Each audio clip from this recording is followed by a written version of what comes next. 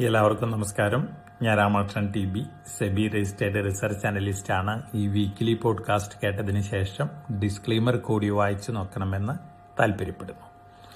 കഴിഞ്ഞ സൺഡേ പോഡ്കാസ്റ്റിൽ നമ്മൾ സൂചിപ്പിച്ച പോലെ കഴിഞ്ഞ ആഴ്ചയിലെ ഗ്ലോബലി സ്റ്റോക്ക് മാർക്കറ്റുകളും അതുപോലെ തന്നെ കമ്മോഡിറ്റി മാർക്കറ്റിലൊക്കെ വലിയ രീതിയിലുള്ളൊരു പോസിറ്റീവ് ബയാസ് ആയിരുന്നു നമ്മൾ കണ്ടത്. അമേരിക്കയിലെ S&P 500, നാസ്ഡാക്ക്, റസൽ 2000 ഇൻഡെക്സുകളെല്ലാം തന്നെ പുതിയ റെക്കോർഡ് ഹൈ ഹിറ്റ് ചെയ്ത് റെക്കോർഡ് ഹൈയിലാണ് ക്ലോസ് ചെയ്തിരിക്കുന്നത്. അതോടൊപ്പം തന്നെ ജപ്പാനിലെ ജാപ്പനീസ് നിക്കൈ, അതുപോലെ തന്നെ ടോപ്പിക്സ് ഇൻഡെക്സുകൾ, കൊറിയയിൽ കോസ്പി ഇൻഡെക്സ്, ചൈനയിൽ പല ഇൻഡെക്സുകളും 14 ഇയർ ഹൈയിലാണ് കഴിഞ്ഞ ആഴ്ച ക്ലോസ് ചെയ്തിരിക്കുന്നത്. അപ്പോൾ ഒരു റെക്കോർഡ് റാലിയാണ് പല മാർക്കറ്റുകളിലും നമ്മൾ കഴിഞ്ഞ ആഴ്ച കണ്ടിട്ടുള്ളത്.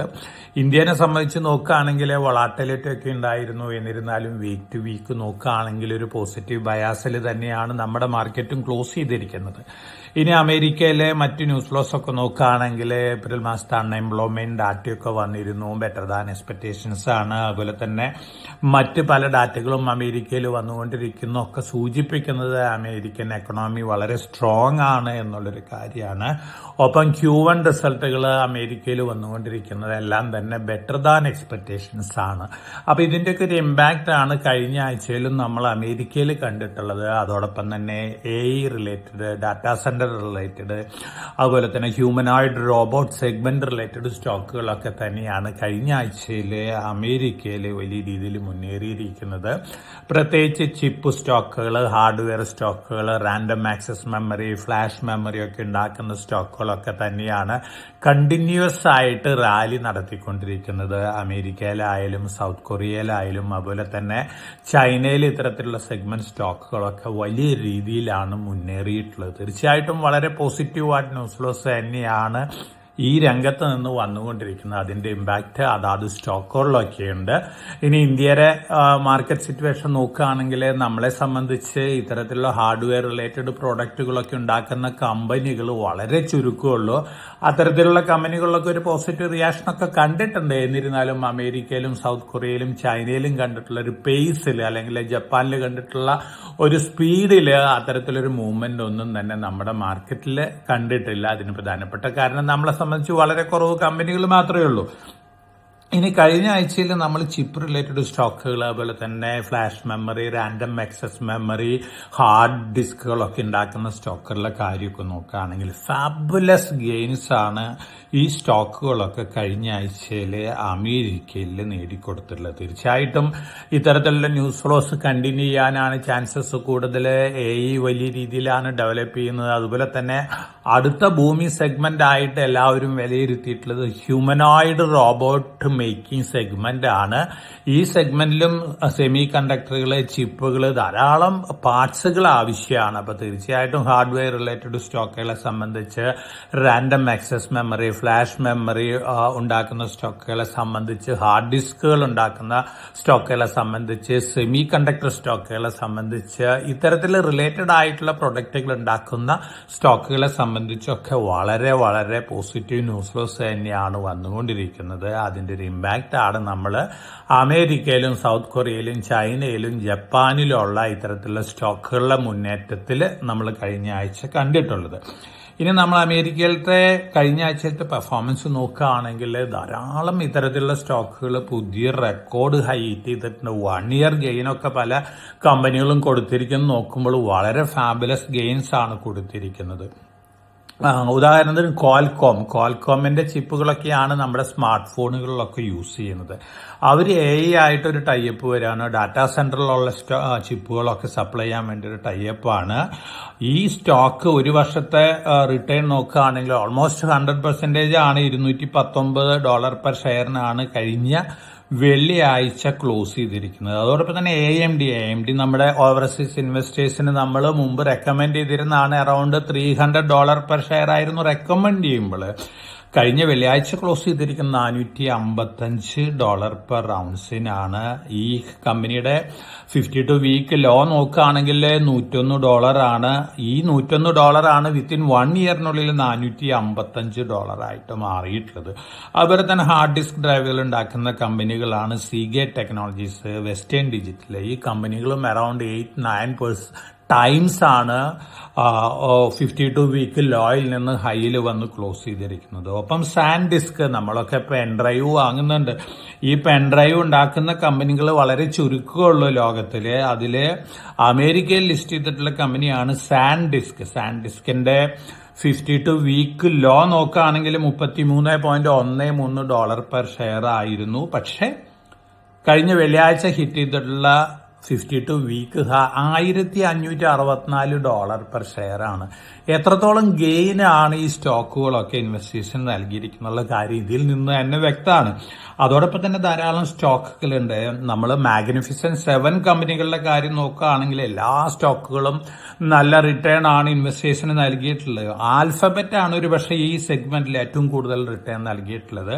52 വീക്ക് ലോ നോക്കുകയാണെങ്കിൽ $152.2 പെർ ഷെയർ ആണ്. വെള്ളിയാഴ്ച ഹിറ്റ് ചെയ്തിട്ടുള്ള 52 വീക്ക് ഹൈ $402 പെർ ഷെയർ ആണ്. ഓൾമോസ്റ്റ് 100% അല്ല 150% ഗെയിൻ ആണ് ഈ സ്റ്റോക്ക് നൽകിയിട്ടുള്ളത്. ടെസ്ല, അതുപോലെ തന്നെ ആപ്പിള്, മൈക്രോസോഫ്റ്റ്, ആമസോൺ, മെറ്റാ പ്ലാറ്റ്ഫോമാണ് ഒരു പക്ഷേ നമ്മൾ ഇയർ ടു ഇയർ കമ്പയർ ചെയ്യുമ്പോൾ ഏറ്റവും വേഴ്സ്റ്റ് പെർഫോമർ എന്ന് വേണമെങ്കിൽ പറയാം. ടെസ്ല കഴിഞ്ഞ ആഴ്ചയിൽ പുതിയ റെക്കോർഡ് ഹൈ ഹിറ്റ് ചെയ്തിരിക്കുകയാണ്. ടെസ്ലയല്ല, എൻവിഡിയയുടെ മാർക്കറ്റ് ക്യാപിറ്റലൈസേഷൻ 5.14 ആണ്. ആപ്പിൾ കഴിഞ്ഞ വെള്ളിയാഴ്ച വീണ്ടും പുതിയ റെക്കോർഡ് ഹൈ ഹിറ്റ് ചെയ്തിരിക്കുകയാണ്. ആപ്പിളിന്റെ മാർക്കറ്റ് ക്യാപിറ്റലൈസേഷൻ $4.32 ട്രില്യൺ ആണ്. ഒപ്പം നേരത്തെ ഞാൻ സൂചിപ്പിച്ച ആൽഫബറ്റിന്റെ മാർക്കറ്റ് ക്യാപിറ്റലൈസേഷൻ $4.87 ട്രില്യൺ ആണ്. അപ്പൊ തീർച്ചയായിട്ടും മാർക്കറ്റ് ക്യാപിറ്റലൈസേഷൻ പോയിന്റ് ഓഫ് വ്യൂല് കഴിഞ്ഞ ആഴ്ചയിൽ മുന്നിട്ട് നിൽക്കുന്ന എൻവിഡിയ ആണ്. അത് കഴിഞ്ഞ് കഴിഞ്ഞാൽ ആൽഫബറ്റ് ഉണ്ട്, ആപ്പിൾ ഉണ്ട്. കഴിഞ്ഞ ആഴ്ചയിൽ ബ്രോഡ്കോമിന്റെ മാർക്കറ്റ് ക്യാപിറ്റലൈസേഷനും $2 ട്രില്യൺ ക്രോസ് ചെയ്തിട്ടുണ്ട്. ചിപ്പുകൾ ഉണ്ടാക്കുന്ന ഒരു കമ്പനിയാണ്. ഒപ്പം നമ്മൾ മുമ്പൊക്കെ സജസ്റ്റ് ചെയ്തിരുന്ന ഇന്റൽ കോർപ്പറേഷന്റെ ഒരു പെർഫോമൻസ് നോക്കുകയാണെങ്കിൽ $18.97 ആയിരുന്നു 52 വീക്ക് ലോ. ട്രംപ് അധികാരം ഏറ്റെടുത്തതിന് ശേഷം അമേരിക്കൻ ഗവൺമെന്റ് $20.44 പെർ ഷെയറിനൊക്കെ സ്റ്റേക്ക് കൊടുത്തിരുന്നു. ഈ സ്റ്റോക്ക് കഴിഞ്ഞ വെള്ളിയാഴ്ച ക്ലോസ് ചെയ്തിരിക്കുന്നത് $124.9 പെർ ഷെയറിനാണ്. ഹൈ ഹിറ്റ് ചെയ്തിരിക്കുന്നത് $130.57 പെർ ഷെയർ ആണ്. വലിയ റിട്ടേൺ ആണ് നൽകിയിരിക്കുന്നത്. ഒപ്പം ഡെൽ ടെക്നോളജീസ്, നമ്മൾക്ക് ലാപ്ടോപ്പ് ഒക്കെ വാങ്ങുന്നത്, സർവേഴ്സ് ഒക്കെ വാങ്ങുന്നത് ഡെല്ലിൽ നിന്നാണ്. ഡെൽ ടെക്നോളജീസും വലിയ രീതിയിലാണ് മുന്നേറിയിരിക്കുന്നത്.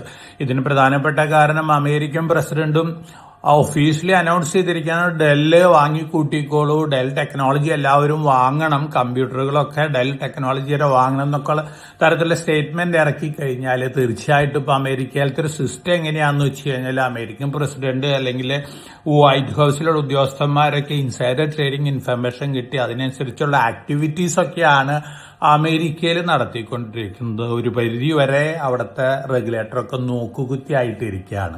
അപ്പൊ ഇത്തരത്തിലുള്ള ന്യൂസ് ഫ്ലോസും ആക്ടിവിറ്റീസും നടക്കുന്നുണ്ട്. തീർച്ചയായിട്ടും സെമി കണ്ടക്ടർ രംഗത്ത് നിന്ന് വന്നുകൊണ്ടിരിക്കുന്ന ന്യൂസ് ഫ്ലോസ്, അതുപോലെ തന്നെ ആർട്ടിഫിഷ്യൽ ഇന്റലിജൻസ് രംഗത്ത് നിന്ന് വന്നുകൊണ്ടിരിക്കുന്ന news flows, data center related news flows. ഇനി ഞാൻ നേരത്തെ സൂചിപ്പിച്ച പോലെ അടുത്ത ബൂമിംഗ് സെഗ്മെന്റ് ആണ് ഹ്യൂമനോയിഡ് റോബോട്ടുകൾ. തീർച്ചയായിട്ടും ഹ്യൂമനോയിഡ് റോബോട്ടുകൾ ഉണ്ടാക്കുമ്പോൾ ഇത്തരത്തിലുള്ള സെമി കണ്ടക്ടറുകൾ എല്ലാ സംഗതികളും ആവശ്യമാണ്. അതിനനുസരിച്ചുള്ള ഒരു മുന്നേറ്റം നമുക്ക് ഈ സ്റ്റോക്കുകളിലൊക്കെ വീണ്ടും കാണാനായിട്ട് സാധിക്കും. ഇതുവരെ പുറത്തു വന്നിട്ടുള്ള അമേരിക്കയിലത്തെ ടെക്നോളജി സ്റ്റോക്കുകളിലെ സെമി കണ്ടക്ടർ സ്റ്റോക്കുകളിലൊക്കെ Q1 പെർഫോമൻസ്, പല കമ്പനികളും Q2 പെർഫോമൻസ് ഒക്കെയുണ്ട്. ഈ പെർഫോമൻസ് വെച്ച് നോക്കുകയാണെങ്കിൽ ഈ സ്റ്റോക്കുകളൊക്കെ വീണ്ടും മുന്നേറാനുള്ള സാധ്യതകളാണ്. ഓവർ പ്രൈസ്ഡ് ഒന്നുമല്ല നമ്മൾ ഈ റിസൾട്ടുകൾ വെച്ച് അനലൈസ് ചെയ്യുകയാണെങ്കിൽ. അപ്പൊ പൊതുവെ ടെക്നോളജി റാലി അല്ലെങ്കിൽ hardware related, semiconductor related technology rally, അതിനോടനുബന്ധിച്ചിട്ടുള്ള പവർ റിലേറ്റഡ് സ്റ്റോക്കുകളുടെ റാലി, ഇതൊക്കെയാണ് ഗ്ലോബലി ഏറ്റവും കൂടുതൽ പോസിറ്റീവ് ഇമ്പാക്റ്റ് ഉണ്ടാക്കിക്കൊണ്ടിരിക്കുന്നത്. ഇനി നമ്മളെ സംബന്ധിച്ച് നോക്കുകയാണെങ്കിൽ തീർച്ചയായിട്ടും നമ്മുടെ Q4 റിസൾട്ടുകൾ തന്നെയാണ് ഇപ്പോൾ ട്രെൻഡ് ഡിക്റ്റേറ്റ് ചെയ്യുന്നത്. നമ്മുടെ Q4 റിസൾട്ടുകളെല്ലാം തന്നെ നമ്മൾ പ്രതീക്ഷിച്ചേക്കാളും വളരെ നല്ല റിസൾട്ടുകളാണ്. അതിന്റെ ഒരു പോസിറ്റീവ് ഇമ്പാക്റ്റ് നമ്മൾ സ്മോൾ ക്യാപ് മിഡ് ക്യാപ് ഓഹരികളിലൊക്കെ കാണാനുണ്ട്. നമ്മൾ ഗ്ലോബലി കഴിഞ്ഞ 2 മാസത്തെ പെർഫോമൻസ് വെച്ച് നോക്കുകയാണെങ്കിൽ ഒരുപക്ഷെ അമേരിക്ക കഴിഞ്ഞു കഴിഞ്ഞാൽ എമർജിംഗ് മാർക്കറ്റുകളിൽ ഏറ്റവും കൂടുതൽ റാലി നടത്തിയിട്ടുള്ളത് നമ്മുടെ മിഡ് ക്യാപ്പുകളും സ്മോൾ ക്യാപ്പുകളാണ്. വളരെ പോസിറ്റീവ് ന്യൂസ് ആണ്. കാരണം നമ്മുടെ ഇൻവെസ്റ്റേഴ്സിന്റെ കയ്യിൽ ഒരുപക്ഷെ ഏറ്റവും കൂടുതൽ ഹോൾഡ് ചെയ്യുന്ന സ്റ്റോക്കുകളൊക്കെ തന്നെയാണ് ഈ സ്മോൾ ക്യാപ് മിഡ് ക്യാപ്പ് ഓഹരികളെല്ലാം തന്നെ. അതിന്റെ ഒരു പോസിറ്റീവ് ഇമ്പാക്ട് നമ്മുടെ ഇൻവെസ്റ്റേഴ്സിന് ലഭിച്ചുകൊണ്ടിരിക്കുകയാണ്. ഒപ്പം നമ്മളൊക്കെ മുമ്പ് സജസ്റ്റ് ചെയ്തിട്ടുള്ള നമ്മുടെ ഇൻവെസ്റ്റേഴ്സിന് സജസ്റ്റ് ചെയ്തിട്ടുള്ള സ്റ്റോക്കുകളിലേക്ക് റാലി നോക്കുകയാണെങ്കിൽ ഫാബുലസ് റാലിയാണ് നമ്മൾ വാർ റെസിസ്റ്റന്റ് പോർട്ട്ഫോളിയോ ആയിട്ട് ഇൻവെസ്റ്റേഴ്സിന് നൽകിയിട്ടുള്ള സ്റ്റോക്കുകളിലൊക്കെ ലഭിച്ചിട്ടുണ്ട്. ഉദാഹരണത്തിന് നമ്മൾ 70-71 രൂപയ്ക്ക് റെക്കമെൻഡ് ചെയ്ത ഹിമാചൽ ഫ്യൂച്ചറിസ്റ്റിക്സിന്റെ HFCLന്റെ പ്രൈസ് കഴിഞ്ഞ വെള്ളിയാഴ്ച 146 രൂപ പെർ ഷെയർ ആണ്. മോർ ദാൻ 100% റിട്ടേണിലേക്കാണ് വന്നിരിക്കുന്നത്. അത്തരത്തിലുള്ള ധാരാളം സ്റ്റോക്കുകളുണ്ട്. അസാദ് എഞ്ചിനീയറിംഗ് ഇത്തരത്തിലുള്ള സ്റ്റോക്കുകളൊക്കെ നല്ല റിട്ടേൺ ആണ് നമ്മുടെ ഇൻവെസ്റ്റേഴ്സിന് നൽകിയിരിക്കുന്നത്. അപ്പൊ എല്ലാവരും വളരെ ഹാപ്പി മൂഡിലാണ്. ഇനി നമ്മൾ കമോഡിറ്റി സെഗ്മെന്റ് നോക്കുകയാണെങ്കിൽ കഴിഞ്ഞ ആഴ്ചയിൽ വീണ്ടും ഗോൾഡ്, സിൽവർ ഈ 2 കമോഡിറ്റികളുടെ കാര്യം, ഒപ്പം കോപ്പർ, ഈ 3 കമോഡിറ്റികളുടെ കാര്യം നോക്കുകയാണെങ്കിൽ ഗോൾഡിലൊരു കൺസോൾട്ടേഷൻ മോഡാണ് കഴിഞ്ഞ 2-3 ആഴ്ചയായിട്ട് കാണുന്നത്. മൈനർ വോളാറ്റിലിറ്റി ഒക്കെ ഉണ്ടാവാറുണ്ട്. പക്ഷേ ഇപ്പൊ പുറത്തു വന്നുകൊണ്ടിരിക്കുന്ന ന്യൂസ് ഫ്ലോസ് ഒക്കെ സൂചിപ്പിക്കുന്നത് റഷ്യ ആയിരുന്നു കഴിഞ്ഞ വർഷം, അതുപോലെ തന്നെ ജനുവരി ഫെബ്രുവരി മാസത്തിലൊക്കെ ഗോൾഡ് വിറ്റിരുന്നൊരു സെൻട്രൽ ബാങ്ക് റഷ്യ ഏപ്രിലിൽ ഗോൾഡ് തിരിച്ചു വാങ്ങിയിരിക്കുകയാണ്. ഒപ്പം ചൈന 18 മാസം കണ്ടിന്യൂസ് ആയിട്ട് ഗോൾഡ് വാങ്ങിയിരിക്കുകയാണ്. ഏപ്രിലും ചൈന വാങ്ങിയിരിക്കുകയാണ്. അതുപോലെ തന്നെ പോളണ്ട്, ചെക്കോസ്ലോവാക്യ ഈ സെൻട്രൽ ബാങ്കുകളും ഗോൾഡ് വാങ്ങിയിരിക്കുകയാണ്. അപ്പൊ ഗോൾഡ് നെറ്റ് Q1 നോക്കുമ്പോൾ മൈനർ സെല്ലിംഗ് പ്രഷറൊക്കെ മാർച്ച് മാസത്തിലുണ്ടായിരുന്നു. പക്ഷെ വീണ്ടും ഏപ്രിൽ വന്നപ്പോൾ സെൻട്രൽ ബാങ്കുകൾ വീണ്ടും ഗോൾഡ് വാങ്ങിയിരിക്കുകയാണ്.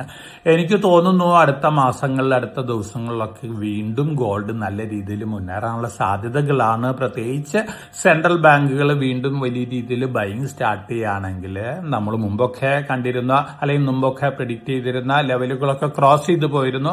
വീണ്ടും gold price $5000 per ounce cross ചെയ്യാനുള്ള സാധ്യതകളാണ് കാണുന്നത്. അതോടൊപ്പം തന്നെ ഇന്ത്യനെ സംബന്ധിച്ച് നോക്കുകയാണെങ്കിൽ ഇന്ത്യയുടെ ഗോൾഡ് റിസർവ് 880.52 ടൺസ് ആണ് നമ്മുടെ ഫോറക്സ് റിസർവിൽ ഗോൾഡ് ഹോൾഡ് ചെയ്യുന്നത്. ഫോറക്സ് റിസർവിന്റെ 16.7% നമ്മളിപ്പോൾ ഗോൾഡ് ഹോൾഡ് ചെയ്യുന്നത്. മുമ്പൊക്കെ നമ്മുടെ ഗോൾഡൊക്കെ UK-ലുള്ള വാൾട്ടുകളിലൊക്കെയാണ് നമ്മൾ കീപ്പ് ചെയ്തിരുന്നത്. കഴിഞ്ഞ വർഷം 104.23 ടൺസ് നമ്മൾ ഇന്ത്യയിലേക്ക് കൊണ്ടുവന്നിട്ടുണ്ട്. ഈ ഗവൺമെന്റ് കേന്ദ്രം ഭരിക്കുന്ന NDA ഗവൺമെന്റ് വന്നതിന് ശേഷം ഫോറിനിൽ സൂക്ഷിച്ചിട്ടുള്ള ഗോൾഡൊക്കെ നമ്മൾ നമ്മുടെ ഇന്ത്യയിലേക്ക് കൊണ്ടുവന്നിരിക്കുകയാണ്. ഇനി ബാലൻസ് ആയിട്ട് വളരെ കുറവ് മാത്രമാണ് പുറമേയുള്ളൂ. 680.5 ടൺസ് ഇന്ത്യയിലേക്ക് മാറ്റിയിട്ടുണ്ട്. ഇന്ത്യനെ സംബന്ധിച്ച് വളരെ പോസിറ്റീവായിട്ട് ന്യൂസാണ്. മറ്റ് രാജ്യങ്ങളുടെ വോൾട്ടുകളിലൊക്കെ കീപ്പ് ചെയ്തിരുന്ന ഗോൾഡ് ആ രാജ്യങ്ങളുടെ റൂൾസിന് അല്ലെങ്കിൽ അവരുടെ അനൗൺസ്മെന്റ് അനുസരിച്ചൊക്കെ എന്തെങ്കിലും റെസ്ട്രിക്ഷൻസ് ഒക്കെ വരികയാണെങ്കിൽ തീർച്ചയായിട്ടും നമ്മളെ സംബന്ധിച്ച് നെഗറ്റീവ് തന്നെയായിരുന്നു. അതൊക്കെ മാറാനാണ് നമ്മുടെ ഗവൺമെന്റ് ഇത്തരത്തിലുള്ള കാര്യങ്ങളൊക്കെ മുന്നിൽ കണ്ടുകൊണ്ട് നമ്മുടെ ഗോൾഡ് നമ്മുടെ രാജ്യത്തേക്ക് തന്നെ കൊണ്ടുവന്നിരിക്കുന്നത്. തീർച്ചയായിട്ടും ഇതൊക്കെ ഗോൾഡിനെ സംബന്ധിച്ച് പോസിറ്റീവാണ്. ഒപ്പം സെൻട്രൽ ബാങ്കുകൾ വീണ്ടും ഗോൾഡിൽ ബൈങ് സ്റ്റാർട്ട് ചെയ്തിരിക്കുകയാണ് വലിയ രീതിയിൽ. അതുകൊണ്ട് തന്നെ ഗോൾഡ് നല്ല രീതിയിൽ വീണ്ടും മുന്നേറ്റം ആരംഭിക്കാനുള്ള ഒരു സൂചനയാണ് ഇത്തരത്തിലുള്ള ഇവന്റുകളൊക്കെ നൽകുന്നത്. സിൽവറിന്റെ കാര്യത്തിലും അത്തരത്തിലുള്ള പോസിറ്റീവ് ന്യൂസ് ഫ്ലോസ് തന്നെയാണ് വന്നുകൊണ്ടിരിക്കുന്നത്. കോപ്പറിന്റെ കാര്യത്തിലും അത്തരത്തിലുള്ള പോസിറ്റീവ് ന്യൂസ് ഫ്ലോസ് തന്നെയാണ്. കഴിഞ്ഞ ആഴ്ചയിൽ നമ്മൾ ബ്രന്റ് ക്രൂഡ് ഓയിലിന്റെ കാര്യം നോക്കുകയാണെങ്കിൽ ഇറാൻ, ഇസ്രായേൽ, അമേരിക്ക സംഘർഷം കണ്ടിന്യൂ തന്നെയാണ്. എന്നത് സെറ്റിൽ ആവുന്നുള്ള കാര്യത്തിന് ഒരു വ്യക്തതയൊന്നുമില്ല. അതുകൊണ്ട് തന്നെ ബ്രന്റ് ക്രൂഡ് ഓയിൽ വലിയ രീതിയിലുള്ള വൊളാറ്റിലിറ്റി ഒക്കെ കാണുന്നുണ്ട്. എന്നിരുന്നാലും ഓൾമോസ്റ്റ് എല്ലാ നെഗറ്റീവ് ന്യൂസ് ഫ്ലോസ് ഒക്കെ ഡിസ്കൗണ്ടഡ് ആണ്. അതുകൊണ്ട് തന്നെ നമ്മളെ സംബന്ധിച്ച് ബ്രന്റ് ക്രൂഡ് ഓയിൽ പ്രൈസ് കൂടുന്ന ഒരു നെഗറ്റീവ് ഇമ്പാക്ട് തന്നെയാണ് ഗ്ലോബൽ മാർക്കറ്റുകളെ സംബന്ധിച്ച് ഒരു നെഗറ്റീവ് ഇമ്പാക്ട് തന്നെയാണ് നൽകാൻ പോകുന്നത്. പക്ഷെ ഇതൊക്കെ ഒരു പരിധി വരെയൊക്കെ ഡിസ്കൗണ്ടഡ് ആയിട്ടുണ്ട്. ഒപ്പം നമ്മൾ കഴിഞ്ഞ ആഴ്ചയിലത്തെ ഒരു കമോഡിറ്റി വീണ്ടും പുതിയ 52 വീക്ക് ഹൈ ഹിറ്റ് ചെയ്തിട്ടുള്ളത് അയൺ ഓർ ആണ്.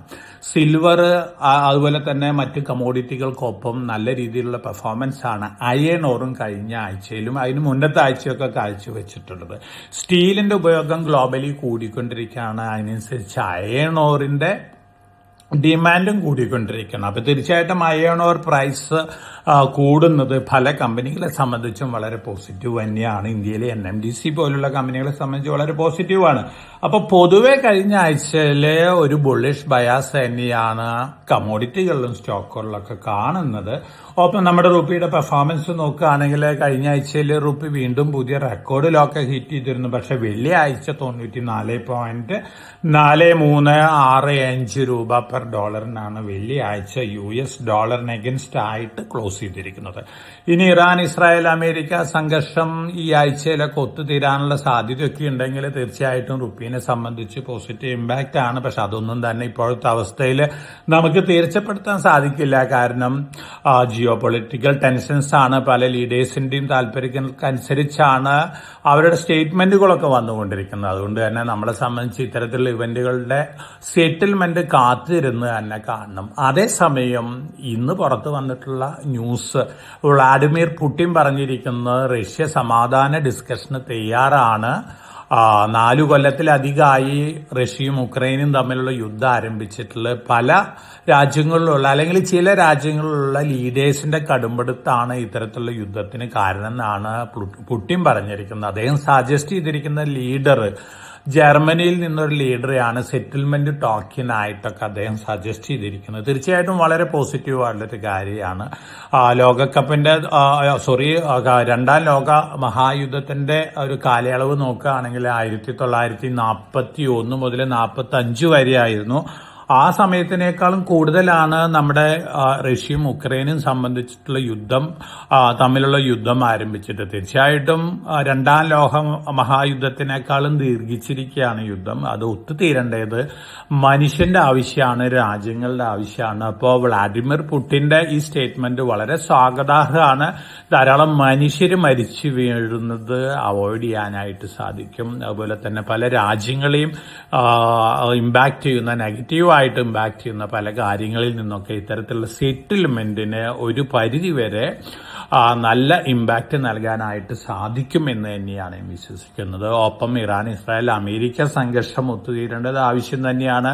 പാവപ്പെട്ട ജനങ്ങളാണ് ചില ലീഡേഴ്സിന്റെ കടുംപിടുത്തത്തിന്റെ ബലമായിട്ട് മരിച്ചുകൊണ്ടിരിക്കുന്നത്. ധാരാളം അസറ്റുകളാണ് നശിച്ചുകൊണ്ടിരിക്കുന്നത്. ഇതൊക്കെ മാറേണ്ടത് ആവശ്യമാണ്. അപ്പൊ തീർച്ചയായിട്ടും ജിയോ പൊളിറ്റിക്കൽ ന്യൂസ് ഫ്ലോസ് വന്നുകൊണ്ടിരിക്കുന്നത് ഈ ആഴ്ചത്തെ മാർക്കറ്റിൽ വീണ്ടും ഒരു പോസിറ്റീവ് ഇമ്പാക്റ്റ് നൽകാനുള്ള സാധ്യതകളൊക്കെ തന്നെയാണ് കാണുന്നത്. ഈ ജിയോ പൊളിറ്റിക്കൽ ടെൻഷന്റെ ഇമ്പാക്റ്റിൽ നമ്മളിപ്പോ മുന്നിൽ കാണേണ്ട ഒരു കാര്യം എന്ന് പറയുന്നത് ലോകത്തിലെ ഓയിൽ ഇൻവെന്ററീസ് ഒക്കെ വളരെ വേഗത്തിലാണ് ഡിപ്ലീറ്റഡ് ആയിക്കൊണ്ടിരിക്കുന്നത്, കുറഞ്ഞുകൊണ്ടിരിക്കുന്നത്. ഇതൊരു കോസ് ഫോർ കൺസേൺ തന്നെയാണ്. ഈ സംഘർഷം വീണ്ടും വലിയ രീതിയിൽ കണ്ടിന്യൂ ചെയ്യുകയാണെങ്കിൽ നമ്മുടെ ക്രൂഡ് ഓയിൽ പ്രൈസ് ഒക്കെ വലിയ രീതിയിൽ മുന്നേറിയേക്കാം. ഇന്ത്യനെ സംബന്ധിച്ച് നെഗറ്റീവ് തന്നെയാണ്. അതുപോലെ തന്നെ നമ്മുടെ LPG സെഗ്മെന്റിലും അത് വലിയ നെഗറ്റീവ് ഇമ്പാക്റ്റ് ആണ് നൽകാൻ പോകുന്നത്. അപ്പൊ ഇത്തരത്തിലുള്ള ടെൻഷൻസും അതുപോലെ തന്നെ വാറുകളൊക്കെ സെറ്റിൽ ആവട്ടെ എന്ന് നമുക്ക് പ്രാർത്ഥിക്കാം. അതോടൊപ്പം തന്നെ നമ്മൾ നമ്മുടെ ഓവറോൾ മാർക്കറ്റ് സിറ്റുവേഷൻ Q4 റിസൾട്ടുകളൊക്കെ നോക്കുകയാണെങ്കിൽ 2026 അതായത് ഇപ്പൊ 5ാം മാസത്തിലേക്ക് കടന്നിട്ടുള്ള കലണ്ടർ ഇയർ, ഈ ഇയറിലത്തെ ഫോറിൻ പോർട്ട്ഫോളിയോ ഇൻവെസ്റ്റേഴ്സിന്റെ ഇന്ത്യയിലത്തെ സെല്ലിംഗ് നോക്കുകയാണെങ്കിൽ 2.06 lakh crore ആണ് ഇന്ത്യയിൽ അവർ സെല്ലിംഗ് നടത്തിയിട്ടുള്ളത്. എനിക്ക് തോന്നുന്നു ഫോറിൻ പോർട്ട്ഫോളിയോ ഇൻവെസ്റ്റേഴ്സിന്റെ സെല്ലിംഗ് ലാസ്റ്റ് ലാപ്പിലാണ്. ഫർദർ വലിയ രീതിയിലൊന്നും അവർ വിൽക്കാനുള്ള സാധ്യതകൾ കുറവാണ്. 2012 ജൂണിന് ശേഷമുള്ള ലോവസ്റ്റ് മാർക്കറ്റ് ഷെയർ ആണ് ഫോറിൻ പോർട്ട്ഫോളിയോ ഇൻവെസ്റ്റേഴ്സിന് ഇന്ത്യൻ ഇക്വിറ്റീസിലുള്ളത്. 14.7% ഇപ്പോൾ ടോട്ടൽ ഇക്വിറ്റീസിന്റെ ഫോറിൻ പോർട്ട്ഫോളിയോ ഇൻവെസ്റ്റേഴ്സ് ഹോൾഡ് ചെയ്യുന്നത്. അതൊരു 10 വർഷം മുമ്പ് 19.9% അതേസമയം നമ്മുടെ ഡൊമസ്റ്റിക് ഫണ്ടുകൾ ഇപ്പോൾ ഇക്വിറ്റി മാർക്കറ്റിൽ ഹോൾഡ് ചെയ്യുന്നത് 18.9% അപ്പോൾ ഫോറിൻ പോർട്ട്ഫോളിയോ ഇൻവെസ്റ്റേഴ്സ് സെല് ചെയ്യുന്നതൊക്കെ നമ്മുടെ ഡൊമസ്റ്റിക് ഫണ്ടുകളും അതുപോലെ തന്നെ നമ്മുടെ റീറ്റെയിൽ ഇൻവെസ്റ്റേഴ്സും അബ്സോർബ് ചെയ്തിരിക്കുകയാണ്. ഇത് വളരെ പോസിറ്റീവായിട്ടുള്ളൊരു കാര്യം തന്നെയാണ്. ഇന്ത്യനെ സംബന്ധിച്ച് ഇന്ത്യൻ സ്റ്റോക്ക് മാർക്കറ്റ് മെച്യൂരിറ്റി നേടിയിരിക്കുന്നു എന്നുള്ളൊരു ഇൻഡിക്കേഷൻ തന്നെയാണ് നൽകുന്നത്. ഇപ്പൊ എത്ര രീതിയിൽ അല്ലെങ്കിൽ ഫോറിൻ പോർട്ട്ഫോളിയോ ഇൻവെസ്റ്റേഴ്സ് എത്ര വലിയ സെല്ലിംഗ് നടത്തി കഴിഞ്ഞാലും അതൊക്കെ അബ്സോർബ് ചെയ്യാനുള്ള കഴിവ് ഇന്ത്യൻ ഇൻസ്റ്റിറ്റ്യൂഷനുണ്ട്, ഇന്ത്യയിലത്തെ റീറ്റെയിൽ ഇൻവെസ്റ്റേഴ്സിനുണ്ട് എന്നുള്ളൊരു കാര്യമാണിത്. തീർച്ചയായിട്ടും നമുക്ക് അഭിമാനിക്കാവുന്ന ഒരു കാര്യം തന്നെയാണ്. അതോടൊപ്പം തന്നെ നമ്മുടെ മാർക്കറ്റിന്റെ വാല്യുവേഷൻ നോക്കുകയാണെങ്കിൽ എമർജിംഗ് മാർക്കറ്റുകളായിട്ട് നോക്കുകയാണെങ്കിൽ വളരെ കമ്പയറബിൾ വാല്യുവേഷനൊക്കെ നമ്മൾ ചെക്ക് ചെയ്യുകയാണെങ്കിൽ വളരെ ലോവസ്റ്റ് ലെവലിലാണ് ഇപ്പം നമ്മൾ മറ്റു മാർക്കറ്റുകളായിട്ട് കമ്പയർ ചെയ്യുമ്പോൾ നമ്മുടെ മാർക്കറ്റ് ട്രേഡ് ചെയ്യുന്നത്. ഞാൻ നേരത്തെ സൂചിപ്പിച്ച പോലെ നമ്മുടെ മിഡ് ക്യാപ് സ്മോൾ ക്യാപ് ഓഹരികളൊക്കെ എമർജിംഗ് മാർക്കറ്റുകളിൽ കഴിഞ്ഞ 2 മാസമായിട്ട് വലിയ രീതിയിലാണ് മുന്നേറിക്കൊണ്ടിരിക്കുന്നത്. തീർച്ചയായിട്ടും നമ്മുടെ ഇൻവെസ്റ്റേഴ്സിന്റെ കോൺഫിഡൻസും തന്നെ കൂട്ടിയിരിക്കുകയാണ്. ഇനി നമ്മൾ Q4 റിസൾട്ടുകൾ കഴിഞ്ഞ ആഴ്ചയിലത്തെ അനലൈസ് ചെയ്യുകയാണെങ്കിൽ ധാരാളം കമ്പനികൾ നല്ല റിസൾട്ടുകളൊക്കെ അനൗൺസ് ചെയ്തിരുന്നു. MCX നല്ല റിസൾട്ടാണ് കാഴ്ചവെച്ചിരിക്കുന്നത്. ടൈറ്റാൻ, കല്യാൺ ജുവല്ലേഴ്സ്, അതുപോലെ തന്നെ BSE ഇത്തരത്തിലുള്ള കമ്പനികളൊക്കെ നല്ല റിസൾട്ടുകൾ തന്നെയാണ് കാഴ്ചവെച്ചിരിക്കുന്നത്. അതിനനുസരിച്ചുള്ള മുന്നേറ്റമൊക്കെ പല സ്റ്റോക്കുകളിലൊക്കെ കണ്ടിരുന്നു. ഇനി ഈ ആഴ്ചയിലും നമ്മൾ ഇത്തരത്തിലുള്ള പോസിറ്റീവ് റിസൾട്ടുകളുടെ ഇമ്പാക്റ്റ് ഒക്കെ അതാത് സ്റ്റോക്കുകളിൽ നമുക്ക് കാണാനായിട്ട് സാധിക്കും. ഈ ആഴ്ചയിൽ ധാരാളം Q4 റിസൾട്ടുകളും ആനുവൽ റിസൾട്ടുകളൊക്കെ വരുന്നുണ്ട്. 500ഓളം കമ്പനികൾ ഈ ആഴ്ചയിൽ Q4 റിസൾട്ടുകളും ആനുവൽ റിസൾട്ടുകളൊക്കെ അനൗൺസ് ചെയ്യുന്നുണ്ട്. ഈ റിസൾട്ടുകൾക്ക് അനുസരിച്ചുള്ള ഒരു ഇമ്പാക്റ്റ് നമുക്ക് എക്സ്പെക്ട് ചെയ്യാം. നമ്മൾ നിഫ്റ്റിയുടെ ഒരു ഇൻഡിക്കേഷൻ വെച്ച് നോക്കുകയാണെങ്കിൽ, അതുപോലെ തന്നെ ഗ്ലോബൽ ഇവന്റ്സിന്റെ ഒക്കെ ഒരു ഇൻഡിക്കേഷൻ വെച്ച് നോക്കുകയാണെങ്കിൽ ഒരു ബെറ്റർ ഓപ്പണിംഗ് ആണ് നമ്മൾ തിങ്കളാഴ്ച ഈ ആഴ്ച എക്സ്പെക്ട് ചെയ്യുന്നത്. അതോടൊപ്പം തന്നെ നിഫ്റ്റിയും സെൻസെക്സും വീണ്ടും മുന്നേറും എന്നുള്ളൊരു എക്സ്പെക്ടേഷനാണ്. 24,700 25,000 ലെവലിലേക്ക് നിഫ്റ്റി മുന്നേറാനുള്ള സാധ്യതകളാണ് ഇപ്പോഴത്തെ ഇവന്റുകളൊക്കെ വെച്ച് അസസ് ചെയ്യുമ്പോൾ നമുക്ക് എക്സ്പെക്ട് ചെയ്യാനായിട്ട് സാധിക്കുന്നത്. അപ്പൊ പൊതുവെ നമ്മളൊരു പോസിറ്റീവ് ബയാസ് ആണ് ഈ ആഴ്ച എക്സ്പെക്ട് ചെയ്യുന്നത്. പല സ്റ്റോക്കുകളും പല സെമി കണ്ടക്ടർ റിലേറ്റഡ് സ്റ്റോക്കുകളും വലിയ രീതിയിലാണ് നമ്മൾക്ക് കഴിഞ്ഞ ആഴ്ചയിലൊക്കെ മുന്നേറ്റം കാണാനായിട്ട് സാധിച്ചിട്ടുള്ളത്. പ്രത്യേകിച്ച് CG പവർ, അതുപോലെ തന്നെ പല റിലേറ്റഡ് ഹാർഡ്വെയർ റിലേറ്റഡ് സ്റ്റോക്കുകളും നല്ല രീതിയിലാണ് മുന്നേറിയിരിക്കുന്നത്. ഒപ്പം ഹിമാചൽ ഫ്യൂച്ചറിസ്റ്റിക് കമ്മ്യൂണിക്കേഷൻ ലിമിറ്റഡ്, തേജസ് നെറ്റ്വർക്ക്, സ്റ്റെർലൈറ്റ് ടെക്നോളജീസ്, അതുപോലെ തന്നെ STL നെറ്റ്വർക്ക്, സ്റ്റെർലൈറ്റിന്റെ തന്നെ ഒരു ഇൻഫ്രാ റിലേറ്റഡ് STL നെറ്റ്വർക്ക് ഒക്കെയാണ്. ഈ സ്റ്റോക്കുകളൊക്കെ വീണ്ടും നല്ല രീതിയിൽ മുന്നേറാനുള്ള സാധ്യതകൾ തന്നെയാണ് കാണുന്നത്. അപ്പോൾ ഓവറോൾ നമ്മളെ സംബന്ധിച്ച് ടെക് റിലേറ്റഡ്, അതുപോലെ തന്നെ semiconductor related, power related സ്റ്റോക്കുകളെ സംബന്ധിച്ച് പോസിറ്റീവ് ബയാസ് ആണ് നമ്മൾ ഈ ആഴ്ചയിൽ എക്സ്പെക്ട് ചെയ്യുന്നത്. അപ്പൊ ഇത്തരത്തിലുള്ള പോസിറ്റീവ് ബയാക്സ് വലിയ രീതിയിലുള്ള ഒരു കോൺഫിഡൻസ് ലെവൽ തന്നെയാണ് നമ്മളെ സംബന്ധിച്ച് നമ്മുടെ മാർക്കറ്റിനും അതുപോലെ തന്നെ നമ്മുടെ ഇൻവെസ്റ്റേഴ്സിനും നൽകാൻ പോകുന്നത്. ഇനി നമ്മൾ ജെയിൻ സ്ട്രീറ്റ് ഇന്ത്യയിലെ വലിയ രീതിയിൽ ഡെറിവേറ്റീവ് മാർക്കറ്റിൽ പ്രോഫിറ്റ് ഉണ്ടാക്കി വലിയ രീതിയിൽ ലാഭം ഉണ്ടാക്കി സെബി ബാൻ ചെയ്തിട്ടുള്ള ഒരു ഇൻസ്റ്റിറ്റ്യൂഷനാണ് ജെയിൻ സ്ട്രീറ്റ്. ഒരു പ്രൊപ്പറേറ്ററി ട്രേഡിംഗ് ഫേമാണ്. കഴിഞ്ഞ വർഷം റെക്കോർഡ് പ്രോഫിറ്റ് ആയിരുന്നു. ഇനി Q1 അവരുടെ പ്രോഫിറ്റ് നോക്കുകയാണെങ്കിൽ, റവന്യൂ നോക്കുകയാണെങ്കിൽ ഫാബുലസ് ആണ്. 100%-ലധികമാണ് അവർ നെറ്റ് റവന്യൂ തന്നെ വന്നിരിക്കുന്നത്. $16.1 ബില്യൺ ആണ് Q1, അതായത് ജനുവരി, ഫെബ്രുവരി, മാർച്ച് മാസത്തിൽ അവരെ റവന്യൂ ഡിക്ലെയർ ചെയ്തിരിക്കുന്നത്. വലിയ ഡിഫറൻസ് ആണ് കഴിഞ്ഞ വർഷത്തെയും ഈ വർഷത്തെയും തമ്മിലുള്ള ഫിഗർ നോക്കുമ്പോൾ. അവരുടെ നെറ്റ് ഇൻകം $10.3 ബില്യൺ ആണ്. ഇയർ ടു ഇയർ കമ്പയർ ചെയ്യുമ്പോൾ ഓൾമോസ്റ്റ് 100% മുകളിലാണ്. അപ്പോൾ ഈ ജെയിൻ സ്ട്രീറ്റ് വലിയ രീതിയിലാണ് പ്രൊപ്രൈറ്ററി ബിസിനസ്സിൽ നിന്ന് ലാഭം നേടിക്കൊണ്ടിരിക്കുന്നത്. മറ്റെല്ലാ ഇൻസ്റ്റിറ്റ്യൂഷനെയും ഇവർ പിന്നിലാക്കിയിരിക്കുകയാണ്. പോസിറ്റീവ് ന്യൂസാണ്. 300ഓളം ഷെയർ ഹോൾഡേഴ്സ് ആണ് ഇത് മാനേജ് ചെയ്യുന്നത്. അവർ തന്നെയാണ് ഇതിന്റെ പ്രോഫിറ്റ് ഒക്കെ ഡിവൈഡ് ചെയ്തിരിക്കുന്നത്. എന്നിരുന്നാലും കഴിഞ്ഞ ഫൈനാൻഷ്യൽ ഇയർ, കലണ്ടർ ഇയർ കഴിയുമ്പോൾ അവരുടെ പെയ്ഡ് അപ്പ് ക്യാപിറ്റൽ ആയിട്ട് അവർ കീപ്പ് ചെയ്തിരിക്കുന്ന $45 ബില്യൺ ആണ്. വളരെ ചെറിയ രീതിയിൽ 2000 ഇയർ തുടങ്ങിയിട്ടുള്ള ഒരു കമ്പനിയാണ്. തീർച്ചയായിട്ടും ഇതൊക്കെ ഒരു എന്താ പറയണ്ടത് ഇൻസ്പിറേഷൻ ആണ് ഇത്തരത്തിൽ പ്രൊപ്രൈറ്ററി ട്രേഡിംഗ് ഡെസ്ക് നടത്തുന്ന കമ്പനികളെ സംബന്ധിച്ച് നോക്കുകയാണെങ്കിൽ. ഇത് നിങ്ങളുടെ അറിവിലേക്കായിട്ട് തന്നിട്ടുള്ള ഒരു ന്യൂസാണ്. ഇനി അടുത്ത സെഗ്മെന്റ് ആയിട്ട് എല്ലാവരും വിലയിരുത്തുന്നത് ഞാൻ നേരത്തെ സൂചിപ്പിച്ച പോലെ ഹ്യൂമനോയിഡ് റോബോട്ടുകൾ ഉണ്ടാക്കുന്ന സെക്ടർ തന്നെയാണ്. ഹ്യൂമനോയിഡ് റോബോട്ടുകൾ എന്ന് പറയുമ്പോൾ മനുഷ്യൻ ചെയ്യുന്ന കാര്യങ്ങളൊക്കെ റോബോട്ട് ചെയ്യുന്നു, മനുഷ്യനെ പോലെയുള്ള റോബോട്ടുകൾ ചെയ്യുന്നു. ഇതാണ് ഹ്യൂമനോയിഡ് റോബോട്ട്. അടുത്ത ഏറ്റവും കൂടുതൽ ബൂം ചെയ്യാൻ പോകുന്നത് ഹ്യൂമനോയിഡ് റോബോട്ട് മേക്കിംഗ് സെക്ടർ ആണെന്നാണ് പൊതുവെയുള്ള വിലയിരുത്തൽ കാണിക്കുന്നത്. വളരെ കുറവ് കമ്പനികളേ ഉള്ളൂ ഈ സെഗ്മെന്റിൽ ഇപ്പോൾ വലിയ രീതിയിൽ മുന്നേറിക്കൊണ്ടിരിക്കുന്നത്. ടെസ്ലയുണ്ട്, അതുപോലെ തന്നെ അമേരിക്കയിലും ചൈനയിലും ജപ്പാനിലൊക്കെ ധാരാളം കമ്പനികളുണ്ട്. അമേരിക്ക അതുപോലെ തന്നെ ചൈന, ഈ രണ്ട് രാജ്യങ്ങളിലാണ് യഥാക്രമം 1, 2 സ്ഥാനങ്ങളിൽ നിൽക്കുന്നത്. ലോ കോസ്റ്റ് ഹ്യൂമനോയിഡ് റോബോട്ട് ഉണ്ടാക്കുന്ന രാജ്യം നോക്കുകയാണെങ്കിൽ അത് ചൈന തന്നെയാണ്. ഇന്ത്യനെ സംബന്ധിച്ച് നോക്കുകയാണെങ്കിൽ അത്തരത്തിൽ ഉള്ള കമ്പനികൾ വളരെ കുറവാണ്. ഒരുപക്ഷെ അമേരിക്കയിൽ, അതുപോലെ തന്നെ യൂറോപ്പിൽ, ചൈനയിലേക്കുള്ള കമ്പനികളിലെ പല സബ്സിഡിയറികളൊക്കെ ഉണ്ട്. ഇനി നമ്മൾ യൂറോപ്പിലത്തെയും അമേരിക്കയിലത്തെയൊക്കെ നോക്കുകയാണെങ്കിൽ സീമൻസ് ഉണ്ട്, അതുപോലെ തന്നെ ABB ഉണ്ട്. ഈ 2 കമ്പനികളാണ് കോമൺ ആയിട്ട് ലിസ്റ്റ് ചെയ്തിട്ടുള്ള 2 കമ്പനികൾ. അപ്പൊ ഭാവിയിൽ ഏറ്റവും കൂടുതൽ പോസിറ്റീവ് ഇമ്പാക്ട് ലഭിക്കാൻ സാധ്യതയുള്ള കമ്പനികളൊക്കെ തന്നെയാണ് സീമൻസ്. ഇൻഡസ്ട്രിയൽ ഓട്ടോമേഷൻ സോഫ്റ്റ്വെയർ ഒക്കെ വലിയ രീതിയിൽ യൂസ് ചെയ്യുന്ന കമ്പനിയാണ് സീമൻസ്, അതുപോലെ തന്നെ ABB ഒക്കെ. അപ്പൊ ഈ 2 കമ്പനികളെ സംബന്ധിച്ചും പോസിറ്റീവ് ഇമ്പാക്ട് ആണ് ഗ്ലോബലി നൽകാൻ പോകുന്നത്. അതോടൊപ്പം തന്നെ ഇതിന്റെ ഒരു ഇമ്പാക്ട് ഇന്ത്യയിൽ ലിസ്റ്റ് ചെയ്തിട്ടുള്ള സീമൻസിനും ABBക്കും ഉണ്ടാവും എന്നുള്ളൊരു കാര്യം തീർച്ചയാണ്. ഇനി നമ്മൾ മറ്റു ന്യൂസ് ഫ്ലോസ് നോക്കുകയാണെങ്കിൽ ഇന്ത്യയിൽ ഇത്തരത്തിലുള്ള ഏറ്റവും കൂടുതൽ വെഞ്ചേഴ്സിൽ ഏർപ്പെടുത്തിയിട്ടുള്ള അല്ലെങ്കിൽ ഏറ്റവും ഇന്നോവേറ്റീവ് ആയിട്ടുള്ള ഒരു വെഞ്ചറിൽ ഏർപ്പെട്ടുള്ള കമ്പനി എന്ന് പറയുന്നത് റിലയൻസ് ഇൻഡസ്ട്രീസ് ആണ്. റിലയൻസിന്റെ ഒരു സബ്സിഡിയറി ഉണ്ട്, ആഡ്വർബ് ടെക്നോളജീസ് ആണ്. ആഡ്വർബ് ടെക്നോളജിയാണ് റിലയൻസിന്റെ സപ്പോർട്ടോട് കൂടിയിട്ട് ഇൻഡസ്ട്രിയൽ ഹ്യൂമനോയിഡ് റോബോട്ടുകൾ ഉണ്ടാക്കാനായിട്ട് പോകുന്നത്. അവര് വലിയ രീതിയിലുള്ള പ്രൊജക്ടുകളൊക്കെ തന്നെയാണ് കമ്പനിക്കുള്ളത്. ലിസ്റ്റഡ് കമ്പനിയൊന്നും അല്ല, റിലയൻസിന്റെ ഒരു സബ്സിഡിയറിയാണ്. തീർച്ചയായിട്ടും വളരെ പോസിറ്റീവായിട്ട് ന്യൂസ് ഫ്ലോസ് ആണ് ഈ കമ്പനീനെ സംബന്ധിച്ച് വന്നുകൊണ്ടിരിക്കുന്നത്. ഇതിന്റെ ഒരു പോസിറ്റീവ് ഇമ്പാക്ട് തീർച്ചയായിട്ടും ലഭിക്കാൻ പോകുന്നത് അടുത്ത വർഷങ്ങളിൽ റിലയൻസ് ഇൻഡസ്ട്രീസിന് തന്നെയാണ്. അതുകൊണ്ട് തന്നെ റിലയൻസ് ഇൻഡസ്ട്രീസ് അടുത്ത ദിവസങ്ങളിലും ഒരുപക്ഷെ ഒരു പോസിറ്റീവ് ബയാസും അതുപോലെ തന്നെ over A period of 1 to 2 ഇയറിനുള്ളിൽ നല്ല രീതിയിൽ മുന്നേറാനുള്ള സാധ്യതകളാണ് കാണുന്നത്. ഇന്ത്യയിൽ നമ്മളെ മറ്റ് കമ്പനികളുടെ ലിസ്റ്റ് നോക്കുകയാണെങ്കിൽ ലിസ്റ്റഡ് ആയിട്ട് അല്ലെങ്കിൽ ഒരു സബ്സിഡറി ഉള്ള ഒരു കമ്പനി ഇപ്പൊ നമുക്ക് ചൂണ്ടിക്കാണിക്കാൻ പോകുന്ന റിലയൻസ് ഇൻഡസ്ട്രീസ് മാത്രമേ ഉള്ളൂ.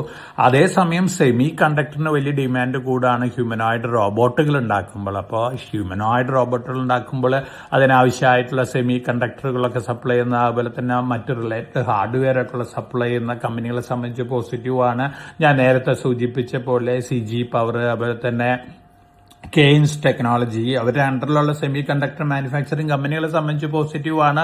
ഒപ്പം ഇന്ത്യയിൽ ലിസ്റ്റഡ് ആയിട്ടുള്ള മറ്റ് സെമി കണ്ടക്ടർ സ്റ്റോക്കുകളെ സംബന്ധിച്ചൊക്കെ ഇതൊരു പോസിറ്റീവ് ആണ്. അപ്പോൾ ഓവറോൾ ഹ്യൂമനോയിഡ് റോബോട്ട് മേക്കിംഗ് രംഗത്ത് ഒരുപക്ഷെ ഇന്ത്യയിൽ നിന്ന് ഫസ്റ്റ് മൂവർ അഡ്വാൻറ്റേജ് കിട്ടാൻ പോകുന്നത് ലിസ്റ്റഡ് സെഗ്മെന്റിൽ ഒരുപക്ഷെ റിലയൻസിനായിരിക്കാം. അതുകൊണ്ട് തന്നെ Reliance long time point of വ്യൂല് നല്ലൊരു മുന്നേറ്റം നടത്തിയേക്കാം. വലിയ രീതിയിലുള്ള ഒരു ജയന്റ് ലീപ്പ് ഒന്നും നമ്മൾ എക്സ്പെക്ട് ചെയ്യുന്നില്ല. കാരണം റിലയൻസിന്റെ ഇക്വിറ്റി ക്യാപിറ്റൽ വളരെ ഹൈ ആണ്. എന്നിരുന്നാലും ഓവറോൾ റിലയൻസ് ജിയോയുടെ IPO വരുന്നു, റിലയൻസ് റീറ്റെയിലിന്റെ IPO വരുന്നു.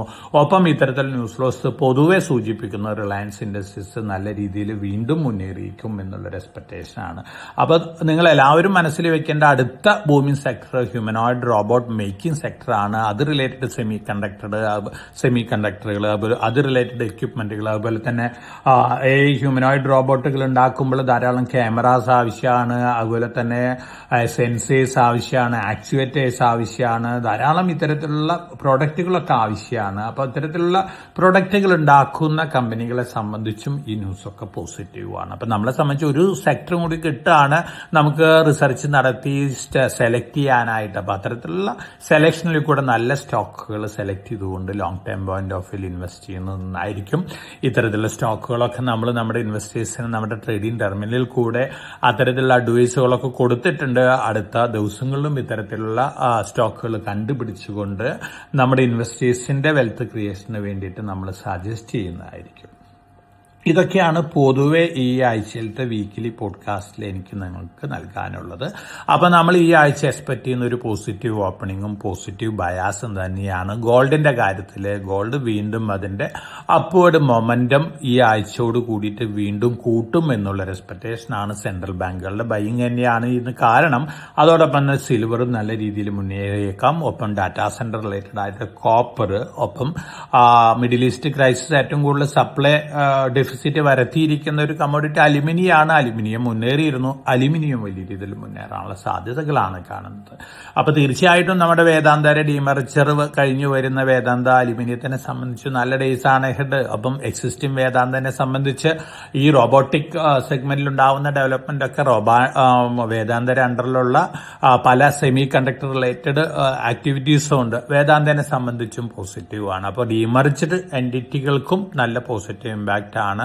അത് ലിസ്റ്റ് ചെയ്യുമ്പോൾ ഒരു പക്ഷേ ജൂണിലായിരിക്കാം ലിസ്റ്റിംഗ് വരുന്നത്. അപ്പോൾ വേദാന്ത വർഷങ്ങൾക്ക് മുമ്പ് തന്നെ നമ്മൾ റെക്കമെൻഡേഷൻ സ്റ്റാർട്ട് ചെയ്തിരുത്തേണ്ട ഒരു സ്റ്റോക്ക് ആയിരുന്നു വേദാന്ത ലിമിറ്റഡ്. നമ്മുടെ ഇൻവെസ്റ്റേഴ്സൊക്കെ സിറ്റിംഗ് വിത്ത് ഹ്യൂജ് ഗെയിൻസ് ആണ്. ഞാൻ മുമ്പ് സജസ്റ്റ് ചെയ്തിട്ടുണ്ട് sum of the parts valuation demerged എൻറ്റിറ്റികളുടെ നോക്കുകയാണെങ്കിൽ ഒരു പക്ഷേ 2000 രൂപയൊക്കെ 1.5-2 വർഷം കൊണ്ട് ക്രോസ് ചെയ്യാനുള്ള സാധ്യതകളുണ്ട്. അപ്പോൾ തീർച്ചയായിട്ടും ഇത്തരത്തിലുള്ള നല്ല പിക്കുകൾ നമ്മൾ സജസ്റ്റ് ചെയ്യുമ്പോൾ ലോങ് ടൈം പോയിന്റ് ഓഫ് വ്യൂവിൽ വാങ്ങി വെക്കുന്നതൊക്കെ നന്നായിരിക്കും. ഇനിയും ധാരാളം ഡീമർജർ സ്റ്റോറീസ് വരുന്നുണ്ട്. അതിനനുസരിച്ച് റെക്കമെൻഡേഷനൊക്കെ നമ്മൾ നൽകിയിട്ടുണ്ട്. എന്നിരുന്നാലും അടുത്ത Q4 റിസൾട്ടുകൾക്ക് ശേഷം അതുപോലെ തന്നെ ഇനി വരാൻ പോകുന്ന മറ്റ് ഇവന്റുകളൊക്കെ അസസ് ചെയ്തുകൊണ്ട് നമ്മൾ റെക്കമെൻഡേഷൻസ് ഇത്തരത്തിലുള്ള സെഗ്മെന്റിൽ നിന്ന് നമ്മൾ വീണ്ടും നല്ല രീതിയിലുള്ള റെക്കമെൻഡേഷനാണ് ഇൻവെസ്റ്റേഴ്സിന് നൽകാൻ ഉദ്ദേശിക്കുന്നത്. അപ്പോൾ എല്ലാവർക്കും നല്ലൊരു ഇൻവെസ്റ്റിംഗ് വീക്ക് ആശംസിച്ചുകൊണ്ട് ഞാൻ ഈ ആഴ്ചയിലത്തെ വീക്ക്ലി പോഡ്കാസ്റ്റ് ഇവിടെ അവസാനിപ്പിക്കുകയാണ്. Thank you.